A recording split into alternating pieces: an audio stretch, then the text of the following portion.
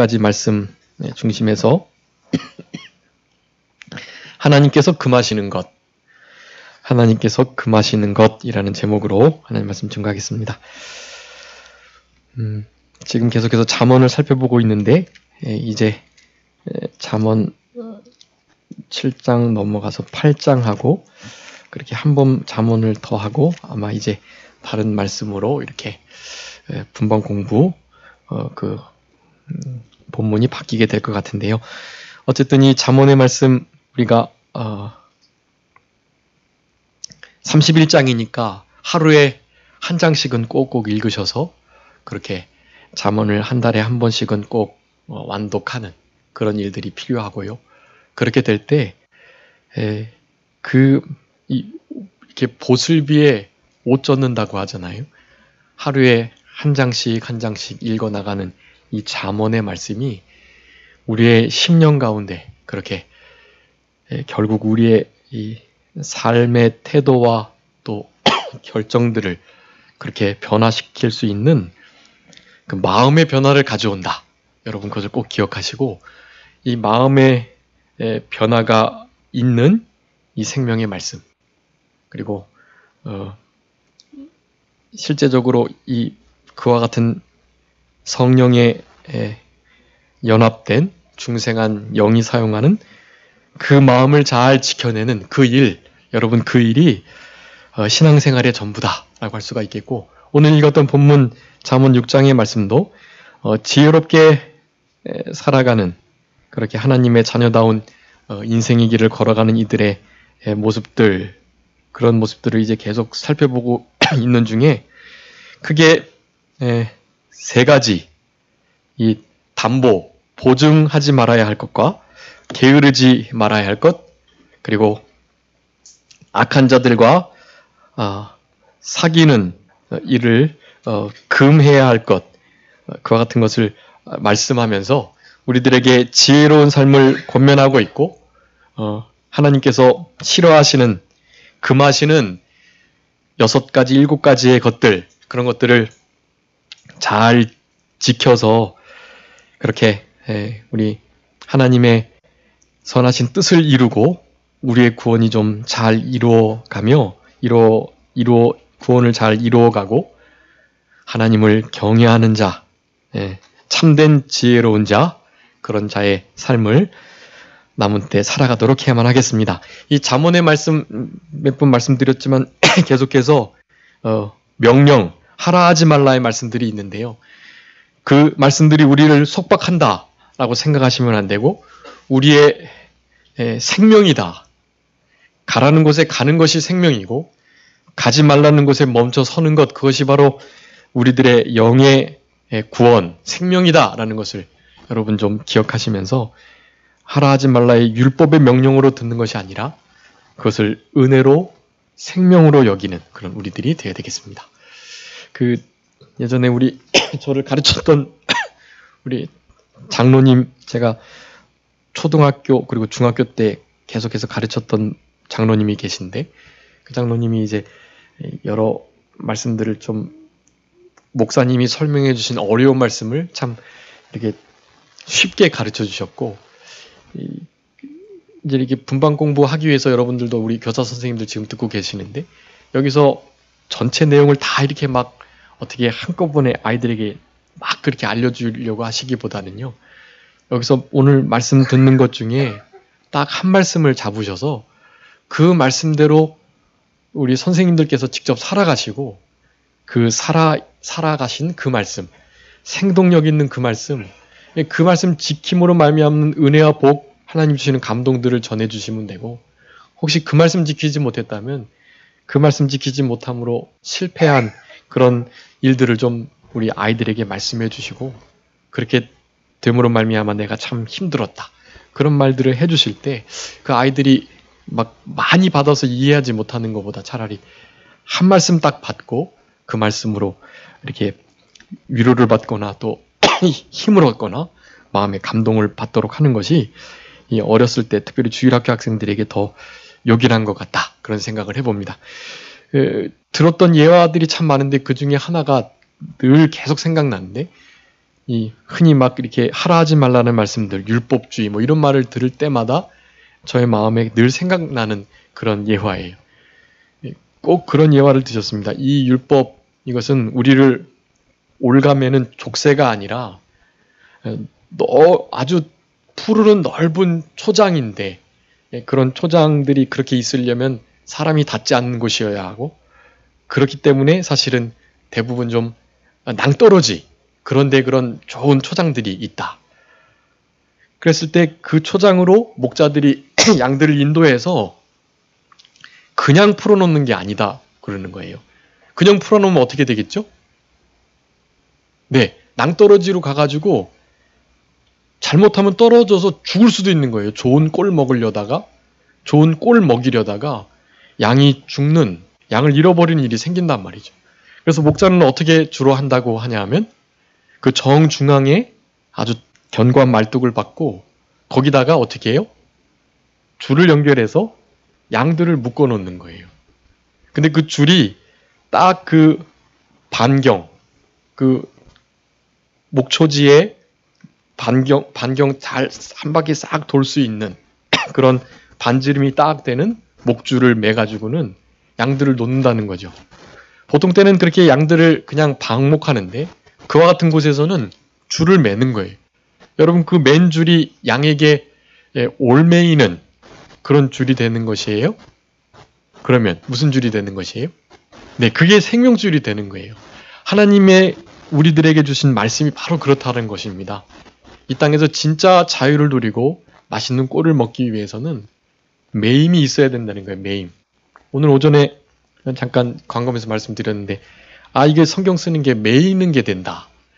이제 마테마가 누가복음 특별히 막 복잡하고 더 길고 어렵다 그러니까 안 써야지 생각하셨지만 그러시면 안 되고요. 쓰셔야 돼요.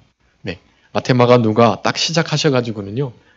일단 창세기 구약 시작했고 이제 신약 성경 마태복음 딱 시작해 놓으시면 이제 우리가 이렇게 안 해도, 교회에서 안 해도 이제 스스로가 성도님들이 개인적으로 출애굽기부터 계속 구약을 써내려 가시는 거고, 그리고 요한복음부터 또 계속해서 이렇게 써내려 가시는. 저는 잘 몰랐는데 요번에 몇 번 말씀을 들었는데 이미 성경을 한 번 다 쓰신 분들이 제법 많으시더라고요. 저는 아직도 한 번도 못 썼거든요. 계시록 한 번만 썼었고 다른 성경을 한 번도 못 썼는데 벌써 역시 우리 권사님들, 집사님들이 그렇게 신앙이 좋으신 이유가 성경을 그렇게 다 한번 쓰셨기 때문이 아닌가. 그들의 자녀들이 또 잘 되는 이유는 어머니, 아버지가 이렇게 성경을 쓰는 모습을 보고 자라셔서 그러신 것이 아닌가. 그런 생각을 해봅니다. 여러분들도 이제 이미 쓰신 분도 계시지만 그렇지 못한 분은 꼭 성경을 신구약 성경 완독하셨으면, 완필하셨으면 좋겠고, 그렇게 완필한 것을 우리 그 후손들에게 이렇게 가보로다가 물려주시면 참 좋겠습니다.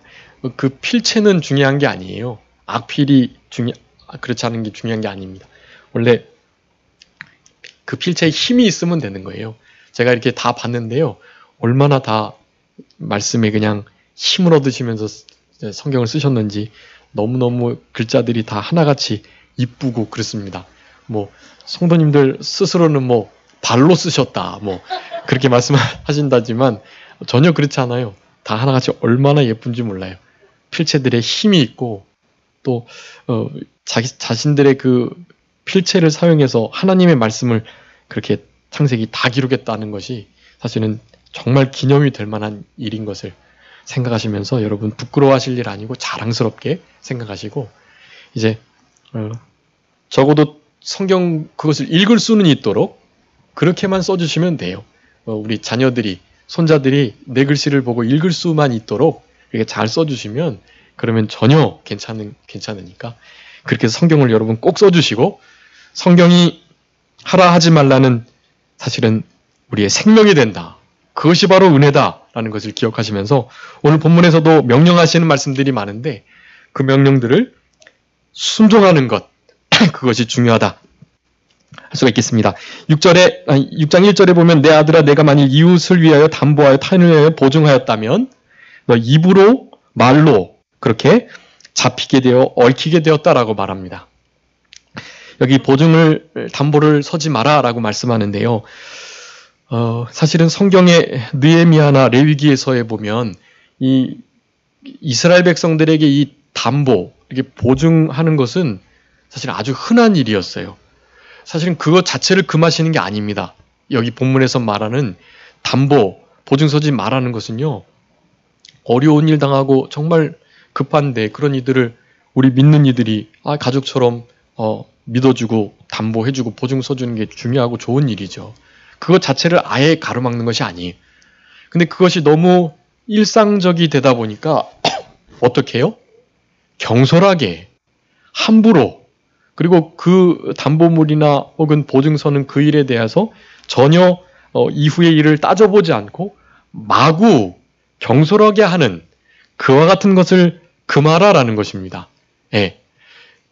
보증선거, 그거 내가 잃어버릴 셈 치고 그렇게 어느 정도 나는 이 정도까지만 해줄 수 있다라고 해주는 거.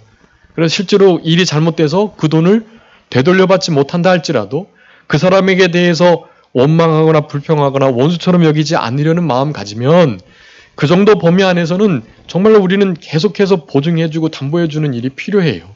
그렇게 해서 다른 사람들을 도와주는 것이 중요합니다. 그런데 힘에 지나도록 그리고 경솔하게 잘 따져보지 않고 그렇게 보증서거나 담보하지 말라는 말씀을 하는 것이, 그래서 레위기나 느헤미야서의 담보물 맡긴 거, 그거 조그만 거 맡겨놓고 많은 돈 빌려갔다가 사실은 많은 돈 갚지 않는 일들에 대해서 하나님께서 그거 잘 갚아야 된다라고 말하고 계세요. 그것은 보증 일반적인 그리고 내 재정 범위, 재력 범위 안에서의 그것을 잃어버려도 나에게 좀 손해가 되지만 괜찮다 하는 마음을 가지고 주는 셈 치고 담보물을 받고 돈을 빌리거나 보증을 서주는 거 괜찮다라는 것을 사실은 성경에서 말씀하신다라는 것입니다.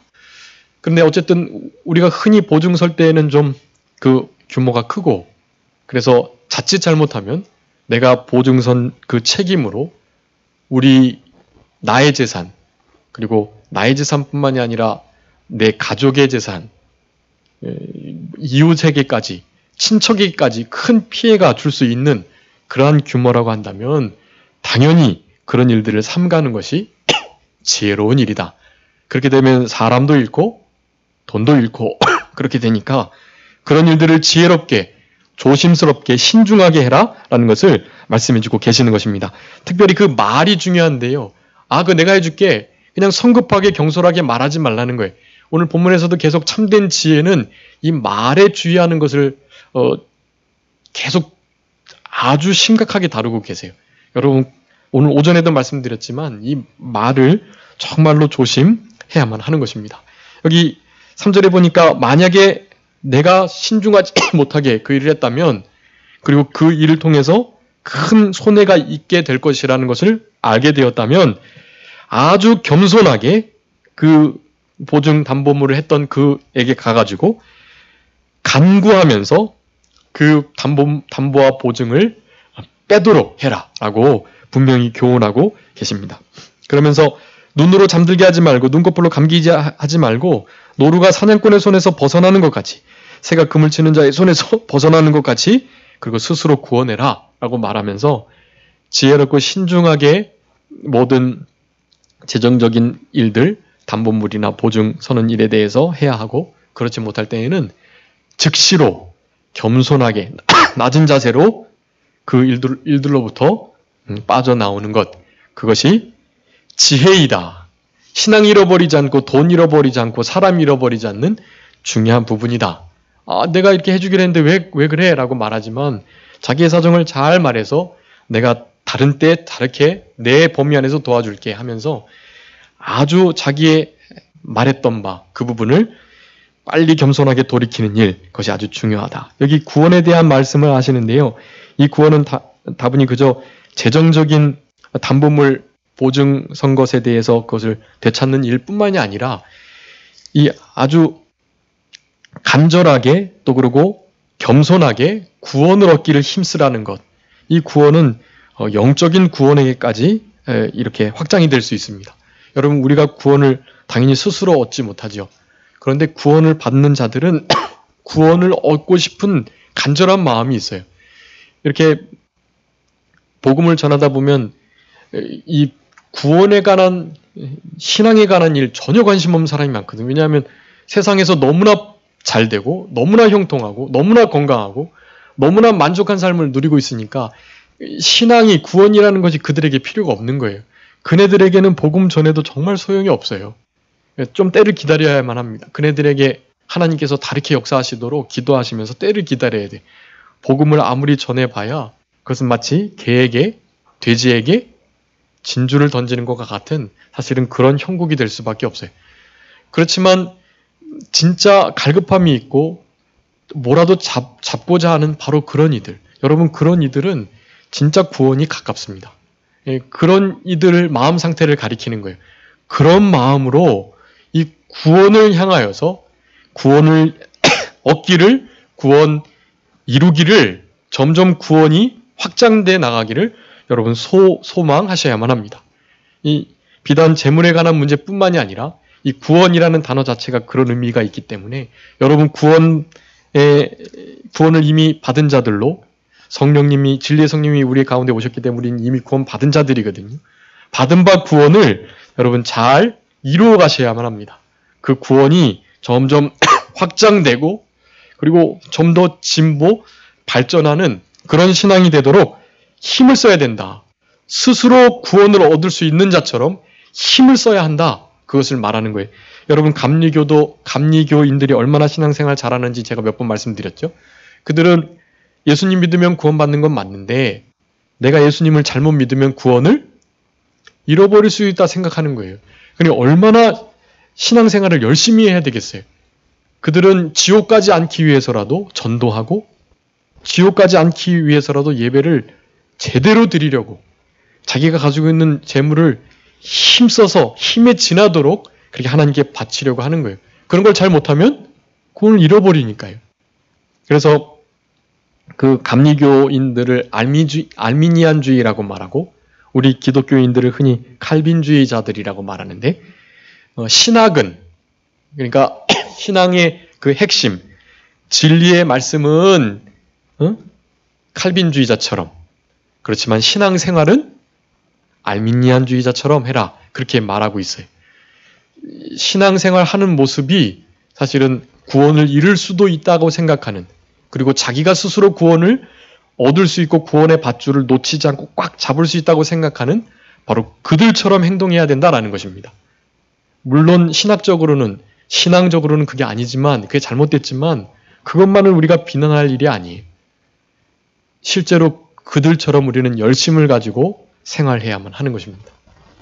예수님 믿고 믿기로 구원받은 자들, 나는 구원받은 자이고 분명히 성령님으로 말미암아 예수님이 구주로 고백이 되고 신앙생활, 교회생활 하고 있으니까 나는 괜찮겠지, 나는 당연히 천국 갈 수밖에 없는 자이지라고 생각하면서 따놓은 당상으로 여기면서 생활이 잘못되어 있다. 그것은 그 처음에 생각했던 내가 구원을 받았다라는 그 진리와 그 믿음이 사실은 자기의 또 자기의 신념일 수 있고 그것이 진짜 제대로 된 믿음이 아닐 수 있다는 것입니다. 제대로 된 믿음이 아니면 그건 못 받는 거예요. 제대로 된 믿음이여야만 구원받을 수 있고 그 믿음으로 말미암아 행동이 나타나는 것이기 때문에 행동을 우리는 구원을 잃어버릴 수 있는 자처럼 그렇게 하는 것이 중요하다. 오늘 본문에서 아주 겸손하게 자기를 낮추며 스스로 간절한 마음으로 낮은 자세로 그렇게 그 담보와 또 보증으로부터 나와야 할 것과 같은 그 구원을 얻어라라고 말하는 것처럼 그렇게 우리의 구원을 잘 이루어가면서 구원을 감사하는 우리들이 되어야만 할 것입니다. 이제 6절부터 11절까지 게으름에 대해서 다루고 계시고 게으름을 피우지 않는 것, 나태함을 버리는 것, 그것이 지혜로운 일이다 라는 것을 말씀합니다. 6절에 게으른 자의 계매에 가서 그 하는 것을 보고 지혜를 얻어라. 계매는 두령도 없고 관역자도 없고 주권자도 없는데 먹을 것을 여름 동안에 예비하고 추수 때 양식을 모은다 라고 말합니다. 그리고 게으른 자의 가장 대표적인 예로 잠자는 자를 이제 9절부터 그렇게 언급하고 있는 것이 여기 개미의 두 가지 특징입니다. 첫 번째는 부지런하다. 그러니까 게으르지 않다라는 것이고 두 번째는 앞일을 예비한다. 양식을 준비한다라는 뜻입니다. 그래서 게으르고 나태하지 않고 근면하고 부지런하며 앞일을 예비하는 그러한 신앙생활. 그것이 지혜로운 신앙생활이다. 라는 것을 우리들에게 교훈해주고 계십니다. 그 게으름이 병이라고 말하는 사람도 있어요. 병. 물론 나태함, 게으름도 영적 병이기도 하죠. 그런데 생활 속에서 우리가 흔히 게으름을 이렇게 피우는 경우들이 많습니다. 근데 여러분 왜 게으름이 생길까요? 게으름이 생기는 이유.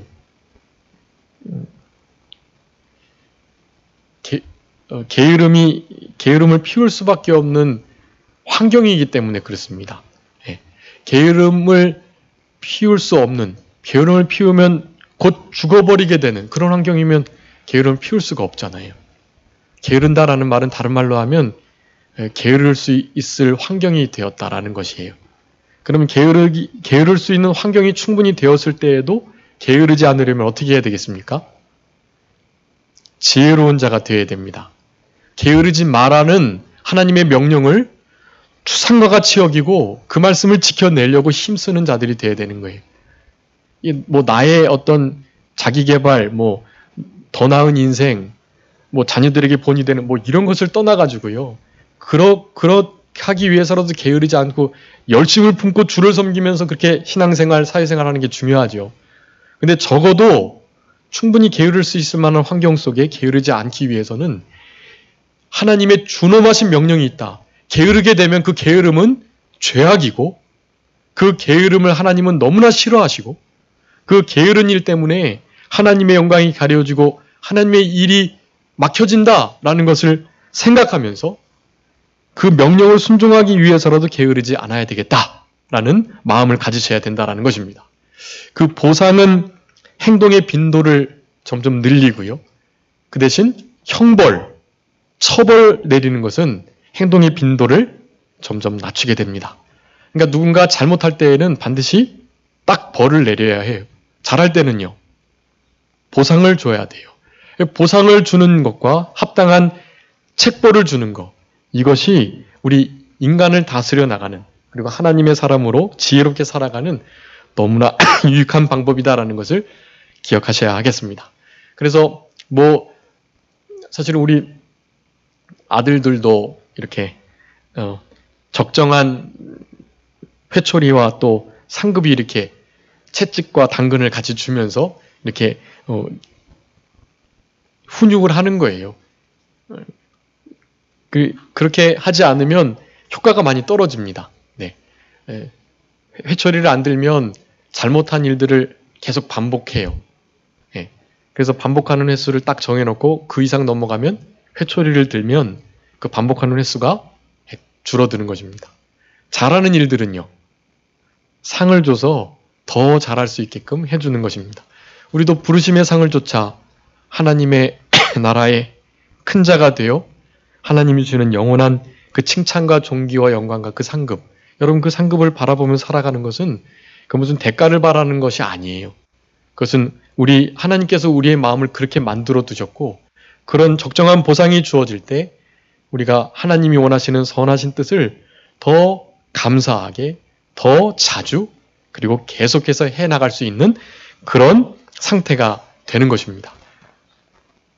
칭찬받고 상급 얻기 위해서 이거 게으르지 말라는 말씀 지키는 거 아니에요? 먼저는 무엇 때문에 지켜야 합니까? 하나님의 우리를 향하신 사랑과 은혜가 감사하니까 그러니까 지키는 거예요.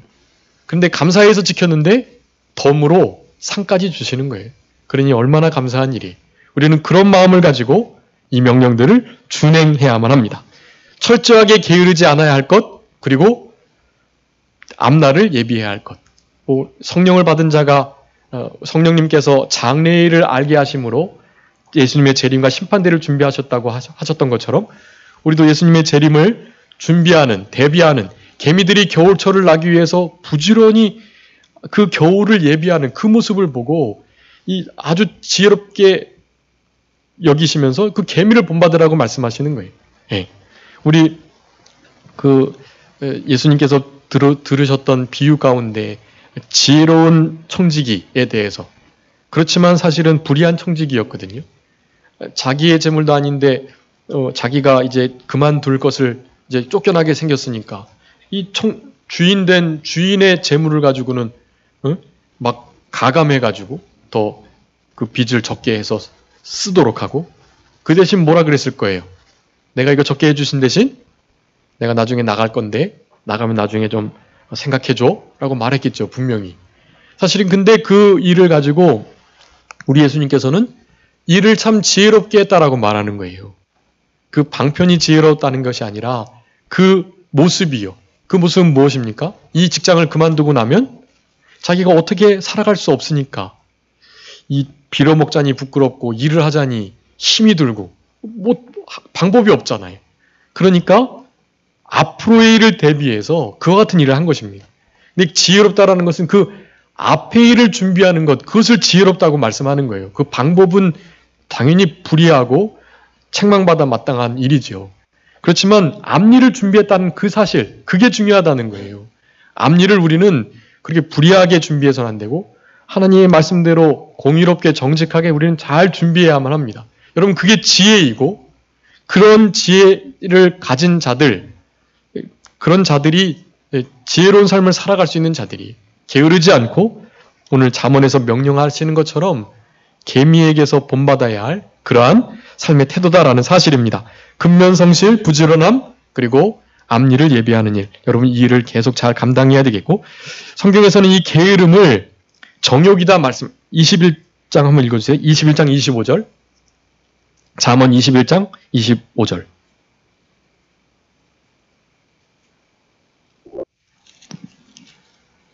게으른 자의 정욕이 그를 죽이나니 이는 그 손으로 일하기를 싫어함이니라. 아멘. 게으른 자의 무엇이요? 정욕이라는 거. 그 게으름은요, 그것도 욕심에서부터 비롯된 악이라는 뜻이에요. 죄악. 26장 16절 한번 읽으세요. 잠언 26장 16절. 게으른 자는 선이 대답하는 사람 7보다 자기를 지혜롭게 여기느니라. 아멘. 이 게으름이 뭐 다른 나태한 태도뿐만이 아니고요. 어떻게 여기는 거예요? 자기를 지혜롭다고 여기는 거예요. 그러니까 게으른 자에게 물어보면 게으름에 나름의 이유가 있어요. 나도 생각이 있어서 그러는 거야. 게으름 피우는 건 내가 나도 다 알아. 이러면서. 사실은 그걸 되게 지혜롭게 생각하는 것입니다. 게으르게 자기는 막 한량처럼 노는데 계속 땀 흘리면서 힘들게 일하고 막 힘들어하고 막 그렇게 노력하는 사람들 보면서 어떻게 생각하는 거예요? 아이고, 참. 배짱이가 개미를 바라보는 것처럼 사실은 그런 상태를 말하는 거예요. 여러분, 그것은 비단 어떤 나태한 생활의 태도를 말하는 게 아니라 이것은 마음으로부터, 정욕으로부터 비롯된 아주 지혜롭지 못한 죄악된 생각이며 죄악된 생각으로부터 나오는 죄악된 결과이다 라는 것을 여러분 기억하면서 결코 게으르지 않도록 힘을 쓰셔야 되겠습니다. 우리 예수님께서는 마태복음 25장에서 악하고 게으른 종아, 게으름을 악함으로 보는 거예요. 여러분, 이것이 아주 중요합니다. 결코 게으르지 않도록 로마서 12장 11절에 있는 것처럼 우리는 부지런하여 게으르지 말고 열심을 품고 주를 섬겨야만 합니다.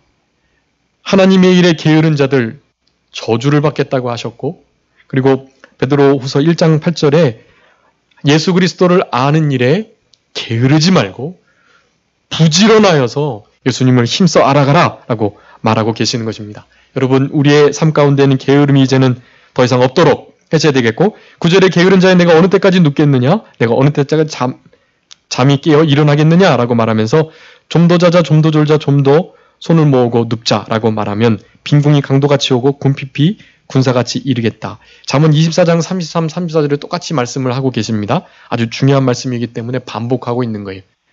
게으른 자의 단적인 태도의 모습, 잠을 들고 계십니다. 대표적인 특징이라고 할 수가 있겠는데요. 여러분, 지금은 졸며 잠잘 때가 아니고 깨어서 기도해야 할 때입니다. 그리고 실제적인 잠도 어떤 이렇게 의학자가 이렇게 조사를 했는데 하루에 7시간 이상 수면을 하게 되면 수명이 점점 줄어든다고 하더라고요. 그 시간이 늘면서 그 수명이 짧아지는 그것으로 비례한다 그래요. 그러니까 딱 한 5시간, 예, 왜 웃으세요? 6시간 정도 자는 게 제일로 좋고, 그보다 조금 더, 그러니까 의학적으로도 조사했는데 4시간까지 자는 것이 그렇게 괜찮다고 하더라고요.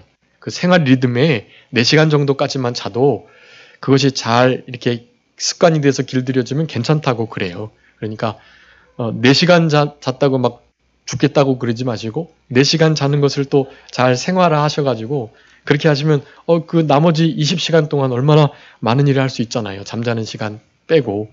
그래서 물론 사랑하는 자에게 잠을 주시는데 그것은 깊은 잠, 또 1시간을 자도 모든 피로가 풀릴 수 있도록 하시는 잠, 그런 잠을 가리키는데 그런 잠들을 청하시고 제가 예전에 말씀드렸지만 제가 존경하는 그 목사님 중에 한 분이 책도 쓰시고 또 강의도 나가시고 목회도 하시고 신방도 하시고 뭐 교회일도 하시고 그래서 정말로 시간이 진짜 없거든요.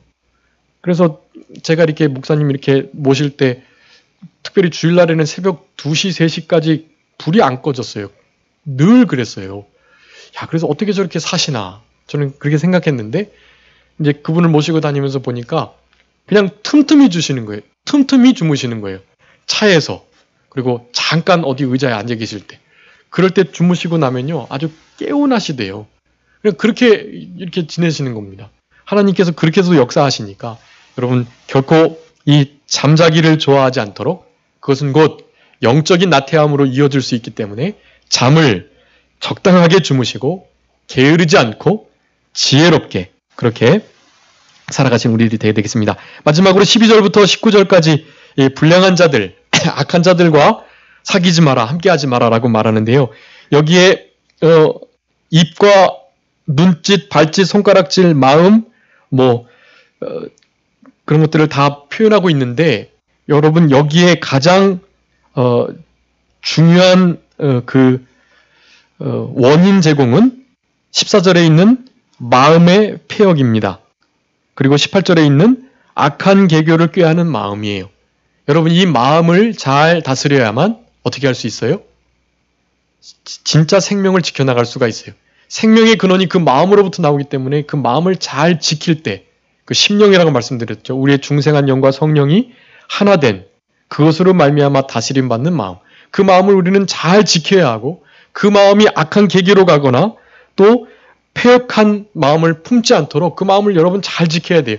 그 마음으로부터 오늘 12절에서 말하는 불량한 악한 자의 그 모든 행동들, 괴울한 입, 눈짓, 발짓, 손가락질, 그래서 그것을 17절에서는 여호와께서 미워하시는 것, 마음에 싫어하시는 것을 6, 7가지로 말하면서 교만한 눈, 거짓된 혀, 무지한 자의 피를 흘리는 손, 악한 계기를 꾀하는 마음, 빨리 악으로 달려가는 발, 거짓말하는 망령된 증인, 형제사를 이간하는 자라고 표현하면서 이와 같은 행동들을 그 마음으로부터 기인했다라고 말씀하고 계시는 것입니다. 여러분 이게 아주 중요합니다. 여러분 마태복음 15장 18절에 보면 마음에 쌓인 것이 어떻게 된다? 입으로 나온다. 마음에 선한 것이 쌓으면 선한 말이 나오고 마음에 악이 쌓이면 악한 말이 나오는 거예요.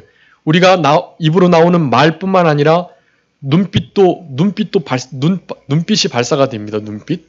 네. 그리고 당연히 손짓, 발짓, 또 몸짓 전체 다 마찬가지 다 발사가 되는 거예요. 다른 사람들이 다 볼 수 있도록 표현이 되는 것입니다.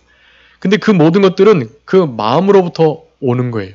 그러니까 마음을 철저하게 주의하고 다스려야 되고 하나님이 마음을 떠나지 않도록 우리는 그 마음을 잘 지켜야만 하는 것입니다. 이와 같은 마음 상태로부터 나오는 악한 행동들 이런 것들은 다 하나님을 마음으로 떠난 그리고 하나님의 자리에 다른 그 무엇이 바로 우상이 올라가 있는 상태 그것으로 말미암아서 이렇게 하나님과 원수가 되고 결국 세상과 벗하게 되는 그러한 결과들을 낳게 된다라는 사실입니다.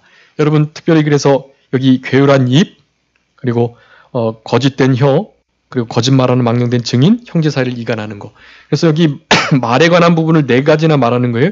이간질하는 거, 거짓말하는 거, 그리고 괴울한 입술을 가진 거, 그 다음에 거짓된 혀, 이렇게 입에 관해서 4가지나 말을 하는 것입니다.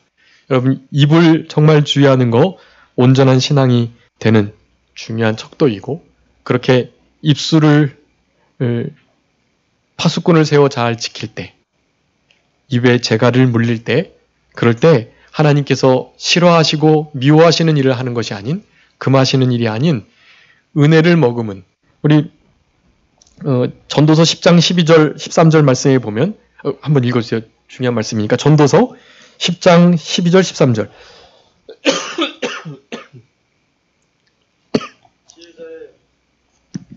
지혜자의 입의 말은 은혜로우나 우매자의 입술은 자기를 삼키나니 그 입의 말의 시작은 우매요 끝은 광팬이라. 아멘. 여러분, 지혜로운 자의 입술은 은혜롭다라는 것입니다. 지금 지혜에 대해서 배우는데 이런 패괴와 괴휼과 악독과 또 이간질하는 거, 거짓, 이런 망령된 입술이 아닌 은혜로운 입술은 그렇게 진짜 지혜로운 자의 입에 있다라고 말하는 것이, 반면에 지혜롭지 못한 우매자는요, 아주 어리석은 말로부터 시작해서 광패로 마친다라고 말해요. 광패는 마가복음 7장에도 마음에서 나오는 것이 이것인데 마음에서 나오는 것이 육체를 더럽힌다라고 말씀하시면서 예수님께서 맨 마지막에 거기도 광패를 기록하고 있어요. 여러분, 광패가 무슨 뜻인지 아세요? 광패? 많이 들어보셨지만 아마 그냥 지나치셨을지 모릅니다. 여러분, 근데 꼭 알아두세요. 광패. 여기 우매자의 말의 결국 광패라고 말하고, 마음에서 나오는 것 중에 가장 마지막 광패를 말하고 계시는데, 여러분, 광패가 다른 것이 아니라 함부로 하는 말입니다. 함부로 하는 말, 함부로 하는 말과 행동, 도를 저버린, 그리고 다른 사람들의 사정과 형편을 생각지 않는 그런 말과 행동이 바로 광패예요. 아주 무서운 단어잖아요. 광패. 미칠 광자에다가 패역할 패자를 씁니다. 근데 그게 다른 뜻이 아니고요. 그냥 함부로 하는 말이에요. 다른 사람 배려와 다른 사람 전혀 생각 없이 하는 모든 말과 행동들. 여러분이 광패를 보면서는 안 되겠습니다. 그 광패가 우리의 마음을 더럽히면서 우리 모든 육체를 더럽히는 일이에요. 적어도 광패가 없도록 은혜를 머금는 입술이 되도록 우리는 힘써야만 하겠습니다. 하나님께서 싫어하시는 일이에요. 그렇기 때문에 마음을 잘 지켜서 그 마음에 그러한 패역이 들어오지 않도록 마음을 잘 지키시고, 거기로부터 나오는 모든 이 죄악된 행동들, 이 행동들을 철저히 끊어내고 우리는 도리어 성령의 열매를 맺히는 우리들이 되어야만 할 것입니다. 여러분, 눈이 범죄할 때 어떻게 하라 그랬죠? 예수님께서? 네, 차라리 눈을 빼버리라는 거예요. 눈 빼버리고 손 찍는다고 범죄 안 합니까? 더 하고 싶은 마음이 많다 그래요. 화도 치는 사람 손 찍으면 뭐라 한다고요? 발로 하는 거예요, 발로. 발 찍어내버리면요. 입으로 치는 거예요, 입으로. 다 그렇게 하는 거예요. 그걸 찍어내버린다고 없어지는 게 아니에요. 그러니까 그 말은 무엇입니까? 찍어내버릴 정도로 심각하게, 그리고 철저하게 그렇게 죄를 미워하고 싫어하라는 말입니다. 성령님께 도와주세요. 그냥 그렇게 말하시면 안 되고, 찍어내버릴 각오를 하면서 마치 찍어내버린 것처럼 그렇게 철저하게 회개하고 결코 그런 죄를 범치 않도록 힘을 쓰는 우리들이 될 때 하나님을 경외하는 지혜로운 인생의 길을 걸어갈 수 있겠다라고 할 수가 있겠습니다. 아무쪼록 하루 이번 한 주간 생활하시면서 게으르지 말고 주를 아는 일에, 주님을 섬기는 일에 부지런하여 게으르지 않고 열심을 품고 주를 섬기는 그런 복된 한 주간이 되었으면 좋겠고, 악한 자들의 길에 서지도 않는 그런 일들에 마음을 전혀 쓰지 않는 우리들이 되어서 적어도 광패하는 일이 없도록 그렇게 힘을 다하시는 복된 한 주간이 되셨으면 좋겠습니다. 기도하겠습니다. 살아계신 아버지 하나님, 감사합니다. 잠언의 말씀을 통해서 오늘도 지혜롭게 살아가라고, 하나님을 경외함을 배우고 하나님을 경외하는 삶을 살아가라고, 하나님만을 의지하고 의뢰하며 그분의 지도와 인도를 따라 살아가라고, 가장 좋은 것으로 하나님을 공경하며 폐역하는 일이 없도록 하나님을 섬기며 살아가라고 우리에게 교훈해 주신 은혜를 진심으로 감사합니다.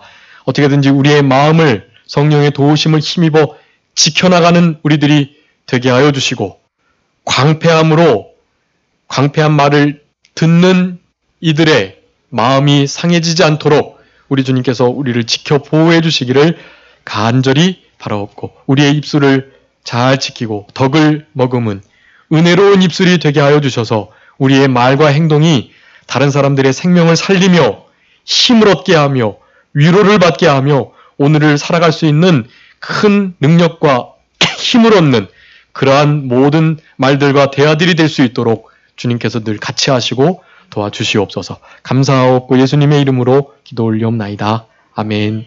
찬송하시겠습니다. 찬송